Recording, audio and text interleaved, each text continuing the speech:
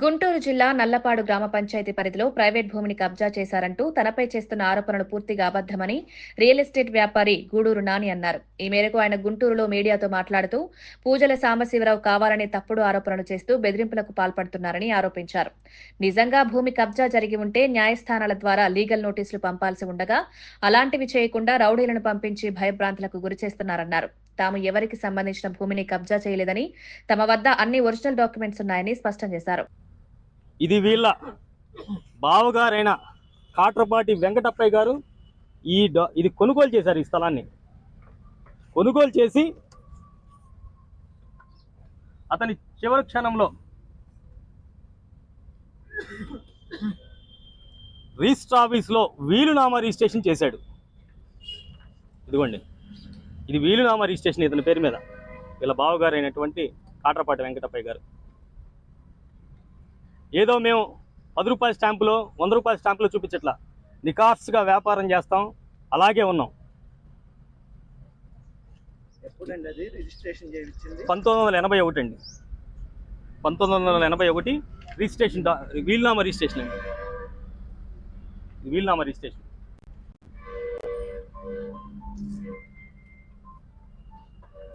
ఇతని దగ్గర నుంచి ఈ స్థలాన్ని మేము డబ్బులు ఇచ్చే ఒక రేటుకు మాట్లాడుకొని మార్కెట్లో అందరూ ఎలా కొంటారో అలానే కొన్నాం మేము.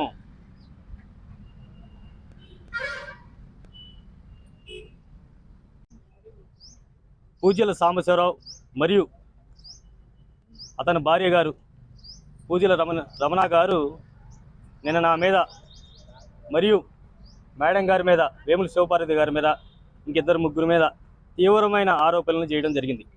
ఆ ఆరోపణలు ఏంటంటే, మేము ఇప్పుడు నిలబడిన ఈ స్థలం నల్లపాడు పంచాయతీలో చేరినటువంటి 396D ఈ సర్వే నెంబరు, దీనిని వాళ్ళ స్థలంగా చూపిస్తూ చెప్తూ వాళ్ళు మేమేదో ఈ స్థలంలో వాళ్ళని నెట్టేసి వాళ్ళని ఇబ్బందులు పెట్టి ఈ పాకా వేసినట్లు, ఈ స్థలాన్ని మేము కబ్జా చేసినట్లు లేనిపోనివి తీవ్రమైన ఆరోపణలు నా మీద చేయడం జరిగింది. మళ్ళీ ఇంకొకటి ముఖ్యమైనది, నేనేదో వైసీపీ పార్టీలో ఉన్నట్లు అతను చిత్రీకరిస్తూ నా మీద లేనిపోని అన్ని నిందలు మోపుతూ మీడియా సాక్షిగా నిన్న అతను మాట్లాడటం జరిగింది.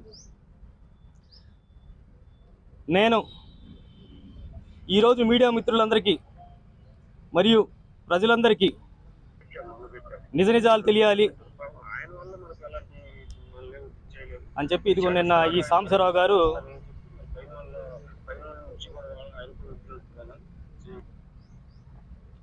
ఇప్పుడు మీ మీడియా ముందు నేను మా దగ్గర ఉన్న అసలైన ఒరిజినల్ డాక్యుమెంట్స్తో సహా అసలైన ఓనర్ ఈయన పేరు జంధ్యాల హరిబాబు గారు. మరి నీకెక్కడి నుంచి వచ్చాడు ఓనరు?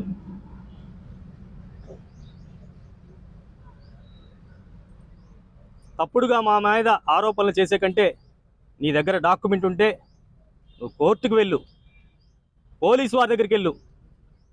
ఇలా మీడియా సమావేశాలు పెట్టి మా మీద బురద చల్లొద్దని చెప్పి నీకు మరొకసారి చెప్తున్నాం.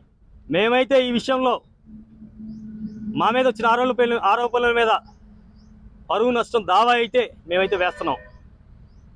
ఈ సందర్భంగా మీకు మా దగ్గరున్న